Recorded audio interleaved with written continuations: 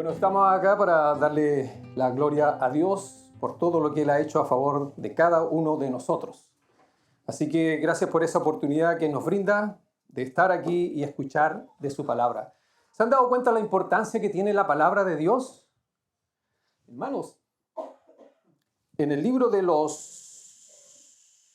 voy a buscarlo aquí, en los Jueces capítulo 2, cuando Josué muere, la Biblia dice en el versículo más o menos 10 por ahí, y toda aquella generación también fue reunida a sus padres, no solamente cuando muere Josué, sino que también toda la generación de él.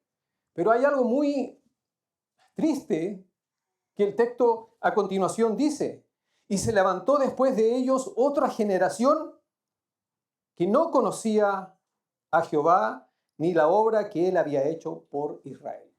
Imagínate, hermanos, qué triste la historia. ¿Quién es el culpable? ¿Quién es el responsable de que esta nueva generación ni siquiera conozca de Dios, ni siquiera conozca de su palabra? Díganme ustedes. Los padres. Somos los padres. Ahora la pregunta es, ¿cuánto tiempo se tarda para que nuestros hijos no conozcan absolutamente nada de Dios, ni de Jesucristo, ni del perdón, ni de la vida eterna? ¿Cuántas generaciones tienen que pasar? Una sola.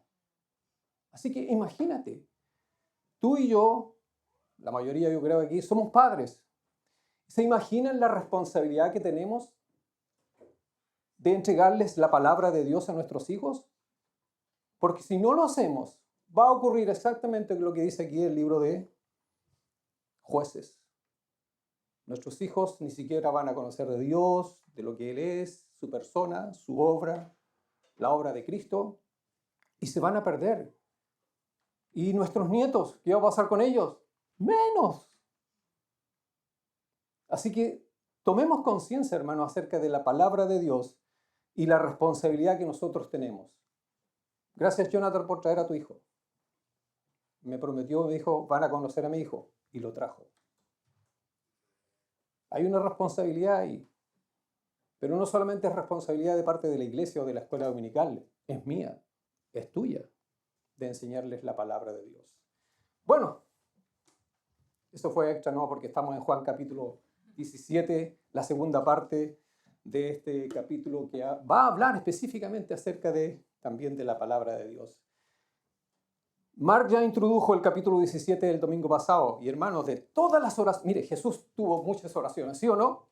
Exactamente. Hay algunas que están registradas en la Biblia que son cortas y otras que son más largas. Y esta es una oración larga que está escrita en el Evangelio de Juan, en el capítulo 17. Acuérdense que Jesucristo era un hombre de oración, dice la Biblia. Pasaba, se apartaba de sus discípulos y oraba. Y pasó toda la noche orando. Pero hay algo especial en esta oración. Dios, a través del Espíritu Santo, quiso que esta oración quede plasmada en el Evangelio. Por lo tanto, tiene mayor relevancia. Y está aquí en el capítulo 17. Es la oración más profunda y magnífica que nosotros podemos considerar. Yo estaba escuchando aquí mientras nuestro hermano Anibaldo estaba haciendo lectura de la palabra, de esta palabra. Pero prácticamente no todos estábamos poniendo atención a esta oración de Jesucristo, porque es la más profunda y la más magnífica de todas. Aquí sus palabras del Señor Jesucristo son muy claras y a la vez también son muy profundas, hermanos. Mientras yo estaba estudiando este pasaje, ¿qué digo? ¿Qué hablo? Porque cada palabra es un mensaje eterno en sí. Imagínate, es la palabra de Dios. Sus palabras aquí son claras, majestuosas.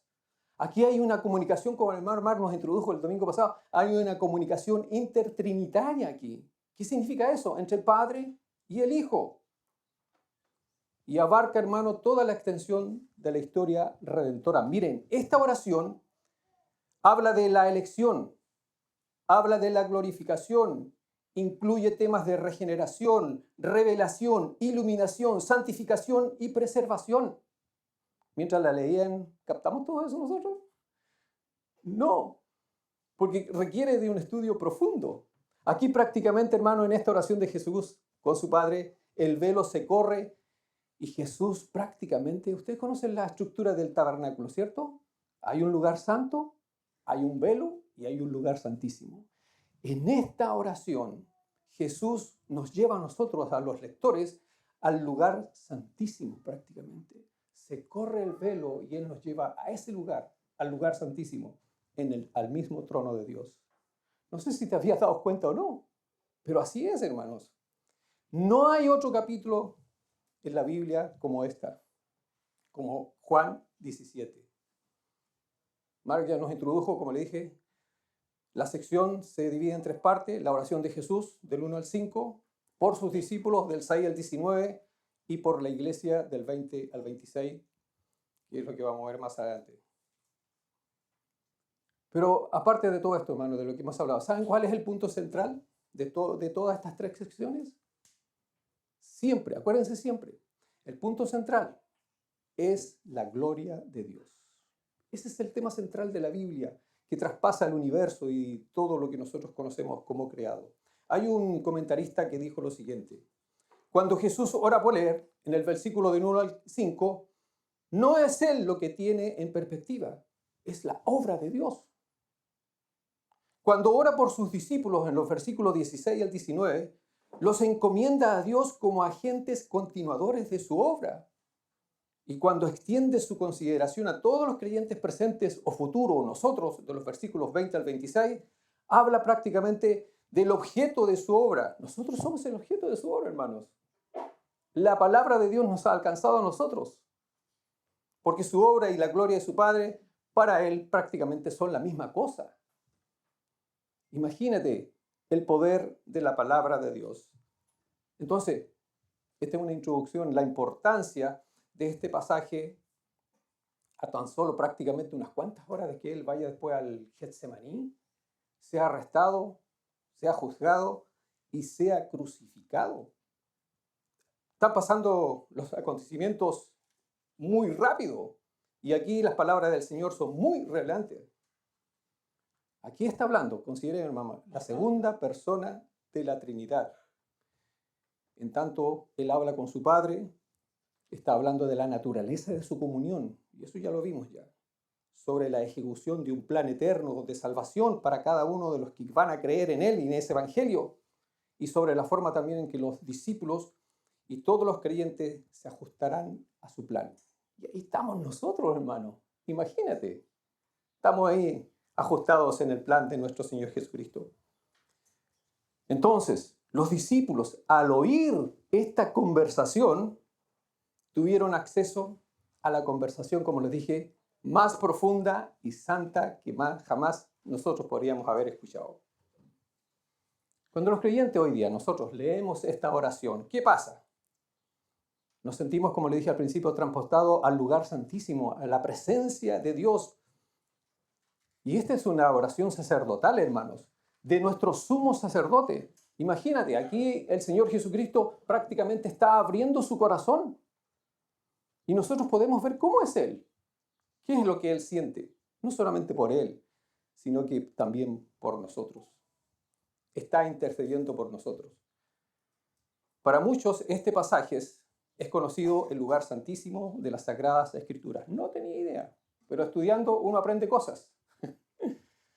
Entonces, su primera característica de esta oración de nuestro Señor Jesucristo es la atemporalidad. No solamente sirve para un espacio de tiempo, es para toda la eternidad.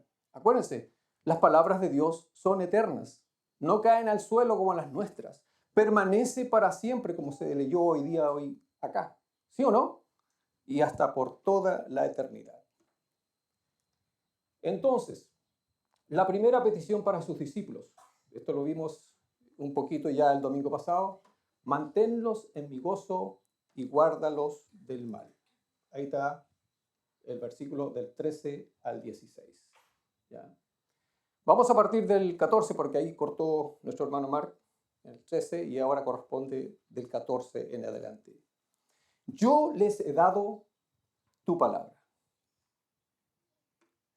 Jesús siempre habló acerca de la palabra, y no era cualquier palabra, era una palabra divina, ¿sí o no? Jesús les había dado la palabra ¿de quién? De Dios el Padre. Una palabra, hermanos, que el mundo rechazó. Si nosotros vamos a Juan 5:38, ahí sale. En el pasado Dios había hablado también mediante los profetas, pero ¿qué pasó con los profetas? También fueron rechazados. Hoy día Dios nos está hablando aquí en Juan 17 o en el Evangelio por medio de su Hijo. Y aún así, hermano, tal cual como fueron rechazados los profetas en el Antiguo Testamento, hoy día también están rechazando el mensaje del Hijo de Dios. Juan escribió lo siguiente sobre Jesús. Él dijo en Juan 1:11, a los suyos vino y los suyos no le recibieron. Al no recibir, no le estaban recibiendo como persona, aunque sí, pero estaban rechazando a la palabra de Dios, porque Juan 1:1 dice que Jesús es la palabra, Jesús es el verbo de Dios. Le estaban rechazando completamente. Entonces se dan cuenta, si el mundo rechaza a Jesús y su palabra, ¿qué de nosotros o qué de los discípulos que también estaban ahí con ellos? Porque los discípulos, dice la Biblia, habían creído en su palabra. Yo les he dado tu palabra y el mundo los aborreció. ¿Por qué? Porque no son del mundo como tampoco yo soy del mundo. Ellos sí habían aceptado la palabra del Señor y también corrían la misma suerte que nuestro Señor Jesucristo, ser rechazados. Y lo rechazaron. Fueron aborrecidos. Pero se dan cuenta, a pesar de toda esa, ¿cómo podríamos decirlo? Dificultad con la cual los discípulos se iban a enfrentar, Él dice algo. No ruego que los quites del mundo. Oh, qué raro, qué extraño. No los saques. ¿Cuál es la razón? Hermanos, si nosotros fuéramos quitados del mundo, o la ausencia de los discípulos, haría que el mundo quedara sin tener testimonio acerca de Cristo. Si yo recibo la palabra, tengo una misión, tengo un trabajo que hacer. Por ejemplo, el mundo se sumiría en la oscuridad y perecería, porque no habrían testigos. ¿Quién les podría llevar entonces el Evangelio si nosotros ahora somos responsables de ello? Podríamos seguir. El mundo no nos tendría como testigo. ¿Qué es un testigo? ¿Es alguien? A ver, dígame usted, ¿alguna idea? Exactamente. Es algo que tiene algo que decir de algo que ha pasado. ¿Ya? Puede ser un testigo ocular o puede ser un testigo también que ha escuchado acerca de las cosas de Dios. Entonces yo creo que nosotros, de alguna forma, sintamos el peso de nuestra responsabilidad que tenemos delante de un mundo que está totalmente perdido. Por eso Jesús no nos quita del mundo. Esa fue su oración. ¿Se nos negaría la oportunidad de servir a Jesús? Hermanos, ¿tú has considerado el privilegio que nosotros tenemos de servir al Señor? Y muchas veces no quieren. ¿Cuál es el motivo? Yo te voy a decir, puras excusas nomás. Son excusas. Tenemos este privilegio de servir al Dios Creador Todopoderoso. Y Él quiere que nosotros seamos parte de su misión también aquí en la tierra.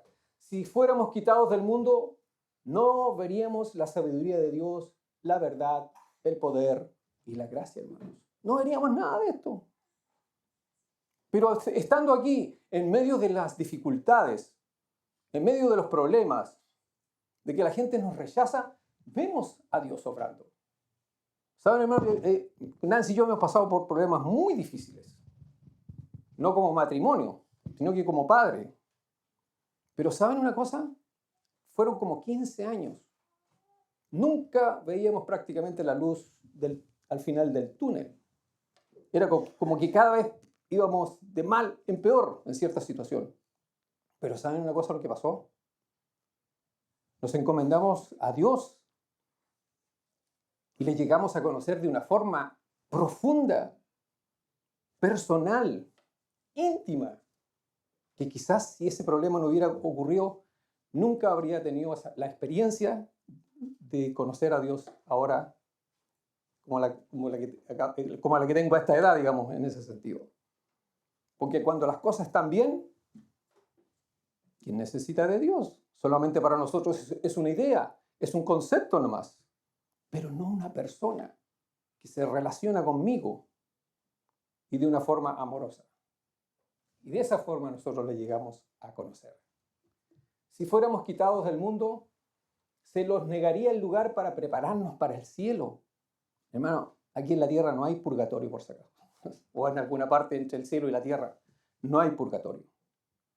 El lugar para crecer, madurar y prepararnos para el cielo es aquí. Es aquí. Así que no pierdan la esperanza entonces si es que hay otro lugar para eso. No, es aquí. Si fuéramos quitados del mundo, no podríamos mostrar el poder de la gracia de Dios. ¿Cómo Dios transforma las vidas? Agarra a una persona, hermanos, pecadora hasta lo último, y lo recibe en sus manos y lo besa. La gracia de Dios, para ti y para mí. Imagínate. Entonces, ¿cuál es el peso, hermano, que tenemos de la responsabilidad como testigos ante un mundo que se está yendo a las pailas, prácticamente? Dios quiere que nosotros seamos luz. Por eso no nos saca del mundo. Ustedes son la luz del mundo. Ustedes son la sal de la tierra. Como le he dicho en algunas oportunidades, a no sé qué grupo, nosotros no tenemos idea, hermanos, del impacto de nuestras vidas que puede causar en otros. Ni siquiera sabemos. Todo eso lo vamos a saber un día allá en el cielo y en la gloria. Pero Dios lo único que pide de nosotros es fidelidad. ¿Podremos estar en desacuerdo en algunas cosas? Sí. Pero la fidelidad a Dios, hermano, tiene que permanecer. Tiene que permanecer. No es una excusa el versículo que dice, aunque nosotros fuéramos infieles, Él permanece fiel. Una excusa. No. Fidelidad. Entonces, que los protejas, que los guardes del mal, dice la Biblia. Jesús oró para que los suyos fueran guardados del mal, del maligno, del mundo que gobierna hoy en día, con todas sus ideas, sus ideologías y todos los malvados planes y estrategias que hoy día se están introduciendo. Esto prácticamente es como la punta del iceberg, hermano. Imagínate cuando a Jesús le preguntaron, ¿y cuándo será el tiempo de tu venida? Bueno, ¿cuál fue la señal que él dio? Como en los días de Noé. ¿Y tú lees la historia? ¿Qué estaban haciendo la gente ahí? Dios dijo que la maldad del mundo llegó hasta su propia presencia. Guárdanos, Señor, de la apostasía de repente apartarnos de la fe y de la verdad. Guárdanos de la mundanidad. Hoy día somos tan atraídos por las cosas del mundo. ¿Y son divertidas o no? Claro que sí. ¿Le gusta el ojo? Claro que sí. Diversión por todos lados. Atracciones. Podemos ser arrastrados. Y también por la falsa santidad también. Aparentar algo que realmente nosotros no somos. Entonces, la oración de Jesús, ¿se dan cuenta cómo Él ora y pide por nosotros? Y esta oración, hermano, está garantizada. Está garantizada. Está hablando Jesús con su Padre. Todos nosotros necesitamos ser guardados, hermano. ¿Sí o no? Todos nosotros necesitamos ser guardados. Los jóvenes especialmente necesitan ser guardados del pecado. Todos ellos tienen su propia batalla que luchar. Y la batalla afuera para ellos es fuerte porque las pasiones son fuertes. La pureza para ellos parece ser una carga, hermanos, de no contaminarse. Me pasó a mí, imagínense, no sé cuántos años atrás. Tuve que luchar, hermano, con eso. Y muchas veces tuve que arrancarme de ciertas situaciones. Porque yo sabía a dónde iba a llegar el final de esas juntas que teníamos con los amigos. Yo sabía. Esa fue la ventaja de haber nacido en un hogar cristiano, porque tenía la luz de la verdad ahí.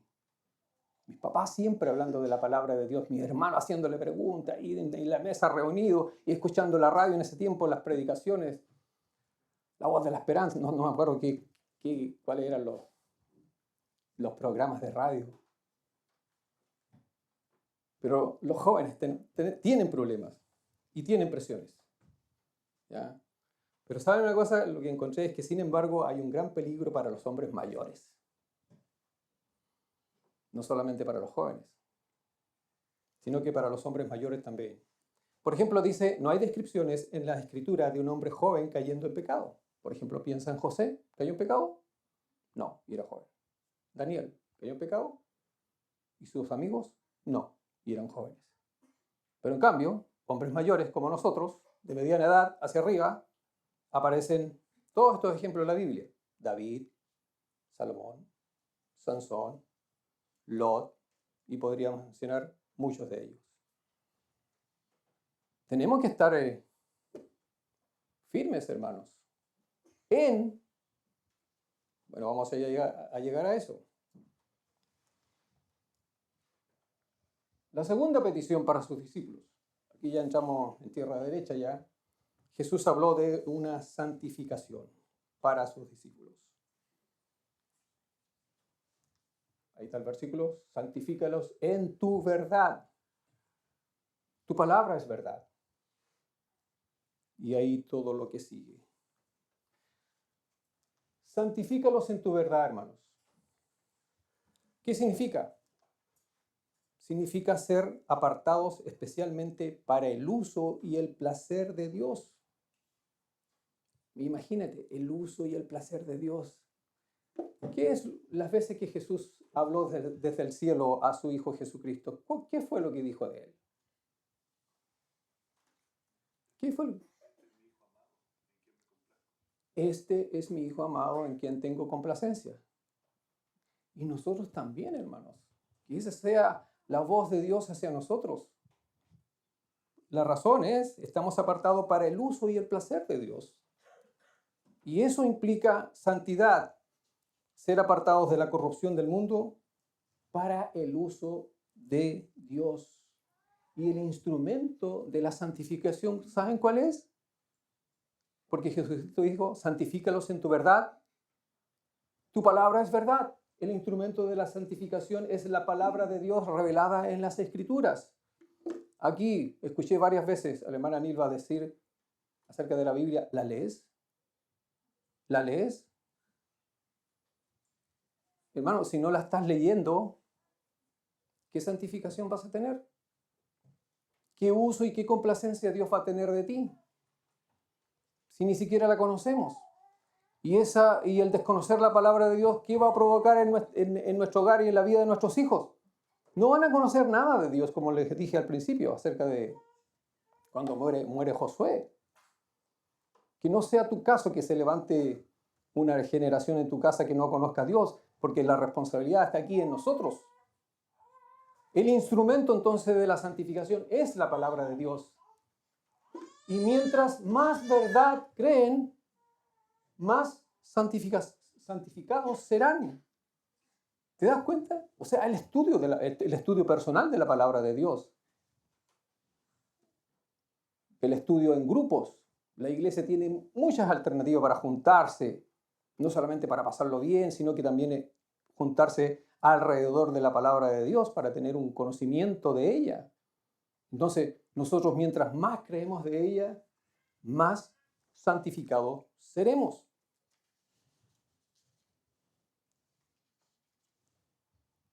El maligno, hermano, intentará activamente descarriarnos de la obra que Jesucristo tiene para nosotros en cuanto a la santificación.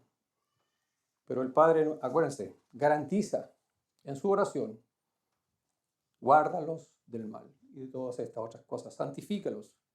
Como dijimos, el instrumento de la santificación es la palabra de Dios.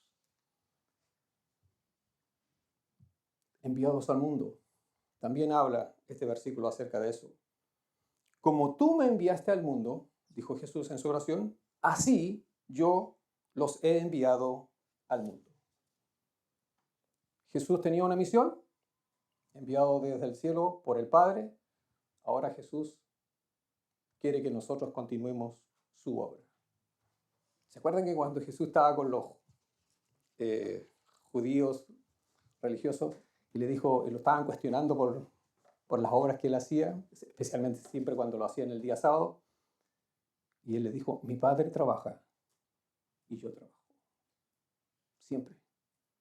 Hermano, siempre Dios está obrando, siempre Dios está trabajando. Y Él me invita a mí, se revela a mí, y al revelarse, me invita a que yo sea parte también de esa obra. Enviados al mundo.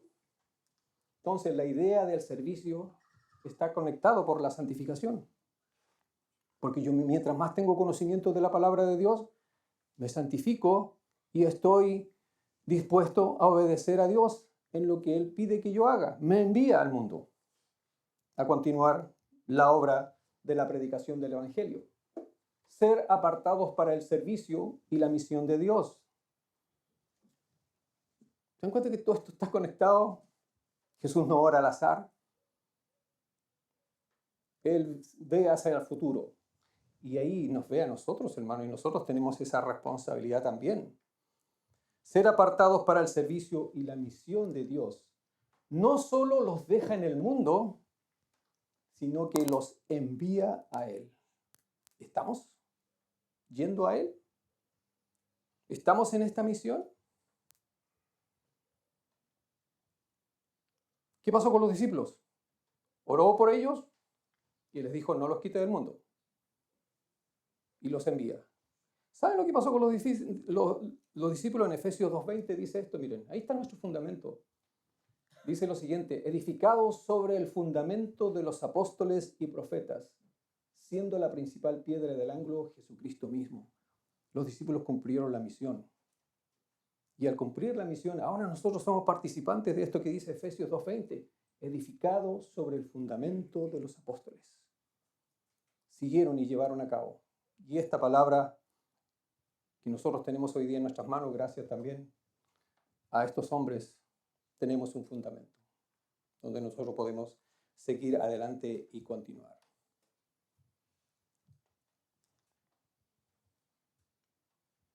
Jesús ora por todos los creyentes que estén unidos en la verdad en el presente. Ahí está el versículo. No los vamos a leer porque ya fueron leídos. Pero Jesucristo aquí, mire, yo quiero que tomen nota. Bueno, están todos los versículos del 20 al 26, pero lo que dice ahí es lo siguiente.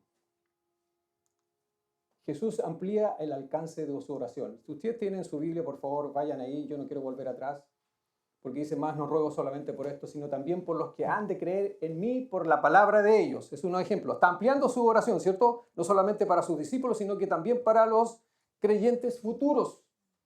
¿Ya? Y ahí vayan en su Biblia, por favor. En el versículo 20 dice eso. En el 21 dice, Jesús ora por unidad entre todos los creyentes.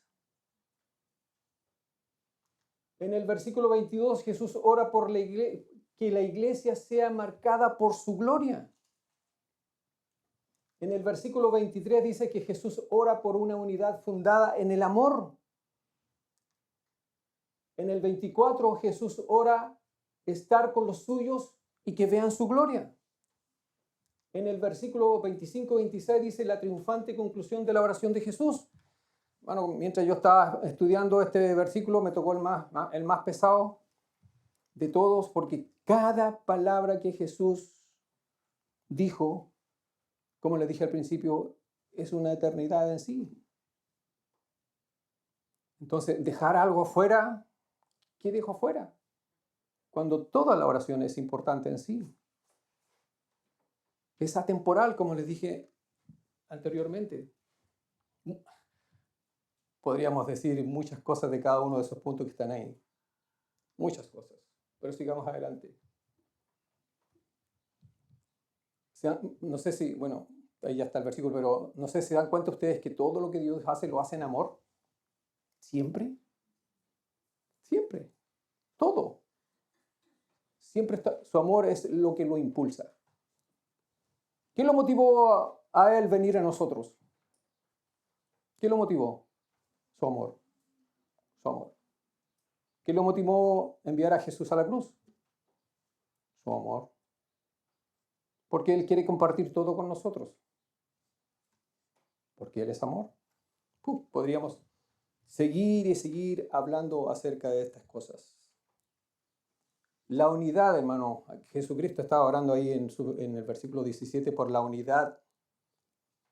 Y esta unidad, hermano, no es externa, no es organizacional, porque aquí como organización estamos como que todos unidos, ¿cierto? Estamos todos congregados en un mismo lugar, sino que Él está hablando de una unidad espiritual en base en la vida en Cristo que cada uno de nosotros tenemos gracias al sacrificio de Él.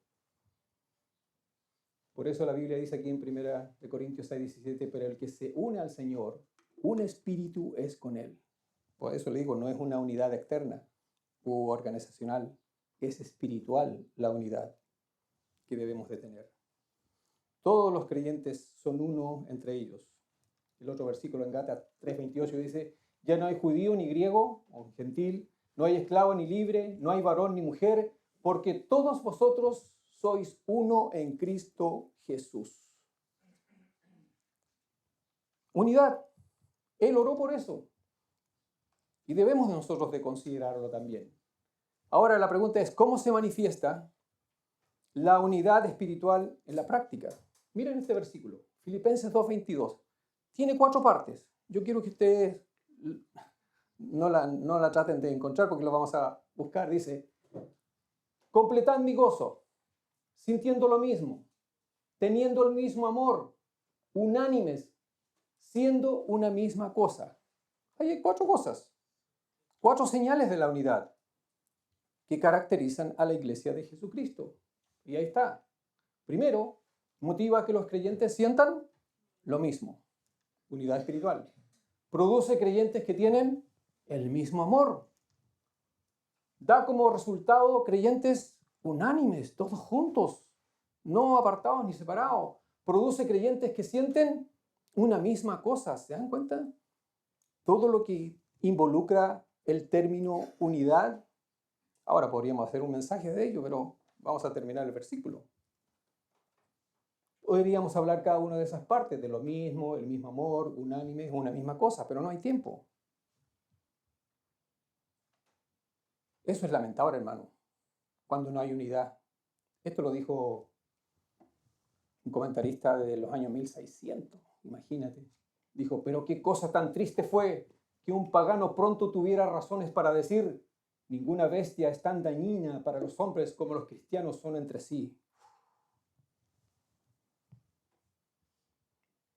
La responsabilidad que tenemos de la unidad, otra vez, de que sintamos lo mismo, tener el mismo amor, que seamos unánimes, una misma cosa, no que llegue de repente alguien de afuera y diga, así son los cristianos. Ese es el testimonio que muchas veces el cristiano muestra al mundo. Ser amor, ser unidad. Y esto estamos hablando de años, siglos atrás, hermanos. Entonces, esto nos da a nosotros que pensar. ¿Cómo es nuestro testimonio afuera? ¿Ya? ¿Qué es lo que hablamos? ¿Qué es lo que decimos de los demás? La última parte, Jesús ora por todos los creyentes para que un día estén unidos en la gloria. Y ahí está el versículo, hermanos. Escuché una historia de un hombre que fue a Occidente a predicar. Los tipos estaban en una condición detrás, bajo el sistema comunista, pobre hasta decir basta.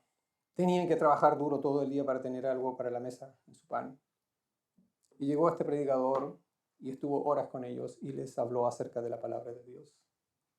Y saben que estos tipos tan sedientos y hambrientos que consumían la palabra de Dios.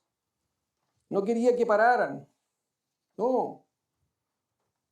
¿Y cómo somos los cristianos acá a este otro lado de Occidente? Porque ese era el lado del Oriente. ¿Nosotros tenemos cosas buenas? Sí, hermano, tenemos cosas muy buenas. Son tan buenas que hasta muchas veces nosotros ni siquiera queremos anhelar el cielo. No, por favor, Señor, retarda tu venida porque yo todavía quiero disfrutar de los placeres que todavía el mundo me puede ofrecer. Hay muchos lugares que todavía me falta conocer. Así que mientras no los conozca, por favor, retarda tu venida.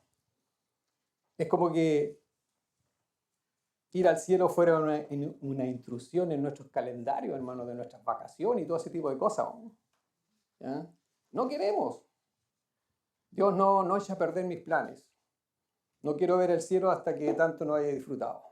Por favor. Pero Jesús quiere que los suyos estén con Él. ¿Ya?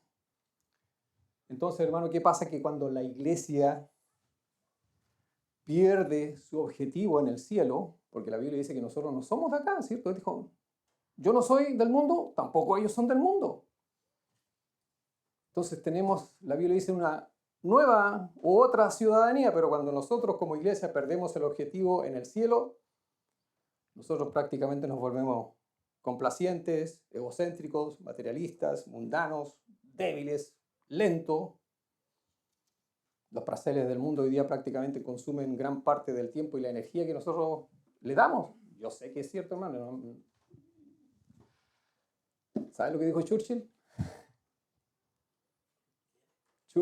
Winston Churchill. Así que no me vengas con excusas, porque yo sé que son excusas. Winston Churchill dijo, yo no escucho lo que dice la gente. Yo veo lo que hacen. El comportamiento no miente, dijo él. Así que cuando tú me vengas hablando aquí de cosas espirituales, así, y después yo te veo que no estás ahí donde debieras estar, el comportamiento no miente. ¿Ya? Es como que no hay ningún interés. Podemos hablar muy bonito, pero en el momento, como decimos acá, de los cubos, excusa. No amen a este mundo ni las cosas que les ofrece, porque cuando aman al mundo no tienen el amor del Padre en ustedes, pues el mundo solo ofrece un intenso deseo por el placer físico, un deseo insaciable por todo lo que vemos y el orgullo de nuestros logros y posiciones. Nada de eso proviene del Padre, sino que viene del mundo. Esa es la filosofía del mundo, eso es lo que el mundo te ofrece. Ahí nosotros somos atraídos. Jesús oró para que no caigamos ahí. Y este mundo se acaba junto con todo lo que la gente tanto desea. Pero el que hace lo que a Dios le agrada, vivirá para siempre. Qué lindo, ¿no? Para ir terminando. ¿No quieres esto tú, hermano? Jesús es la gloria del cielo. ¿No lo quieres ver? Él oró para eso. Él oró, dijo, yo quiero que vean mi gloria. Ahí dice, Padre, aquellos que me has dado, quiero que donde yo estoy, también ellos estén conmigo para que vean mi gloria que me has dado. Oye, pero Jesús, pero si todavía falta el Getsemaní, la crucifixión, y tú estás hablando aquí en un tiempo presente, o sea, en un tiempo futuro como si fuera presente. Sí, hermanos. ¿Qué dice la Biblia en cuanto a los cristianos? Él ya nos ve arriba sentados en los lugares celestiales. Y para Jesús aquí era exactamente lo mismo.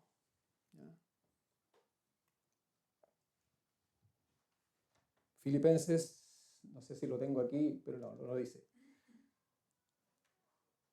Filipenses 3, 20 al 21 dice, en cambio nosotros somos ciudadanos del cielo, donde vive el Señor Jesucristo, y esperamos con mucho anhelo que Él regrese como nuestro Salvador. Él tomará nuestro débil cuerpo mortal y lo transformará en un cuerpo glorioso, igual al de Él. Lo hará valiéndose del mismo poder con el que pondrá todas las cosas bajo su dominio. Jesús anhela, hermano, eso. Él quiere eso, quiere que nosotros estemos con Él y veamos su gloria. Porque me has amado desde antes de la fundación del mundo. Qué lindo esto, hermano, ¿saben? Y ahí está el versículo, creo que está. Porque me has amado desde antes de la fundación del mundo. Esto lo aprendí cuando estábamos estudiando con Mark en el IVAC. Y en realidad me voló la cabeza porque él hizo una pregunta antes que nada existiera, antes que Dios no haya creado nada. ¿Qué había? ¿Que algo había? ¿Estaba Dios o no? Estaba Dios. Imagínate. Y Jesucristo está diciendo aquí, porque me has amado desde antes de la fundación del mundo. O sea, no había nada creado todavía. Y Jesús ya está diciendo que había un amor entre ellos. Un amor, hermano, ahí dice, estos nos dice que desde antes de que cualquier cosa fuera creada, había una relación de amor entre las personas de la Trinidad. Se amaban. Porque la Biblia nos dice de que Dios es amor. Dios no empezó a amar cuando creó todo. Su esencia es amor. Y ya Él era amor antes de que todo fuera creado. Y había una relación entre ellos. El amor genuino debe tener un objeto fuera de sí mismo para amar. Se amaban entre los tres, el Padre, el Hijo, el Espíritu Santo, y así había un amor entre ellos. Porque, como dijimos aquí antes de esto, el amor genuino debe tener un objeto fuera de sí mismo para amar. Y ahí ellos se amaban entre sí. ¿Necesitaba Dios crear todo lo que creó? No. Ya había perfecta armonía, perfecto amor entre ellos, nomás, sin que nada de lo que nosotros conocemos como creación existiera. Pero ¿te imaginas lo profundo de esto? Como le dije cuando Mark hizo la pregunta, me hizo pensar, no se me cayó ningún pelo en todo caso.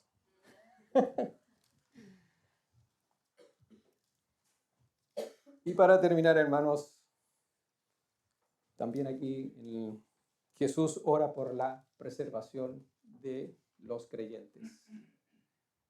Y Él dice, Padre Santo, a lo que me has dado, guárdalos en tu nombre. Preservación.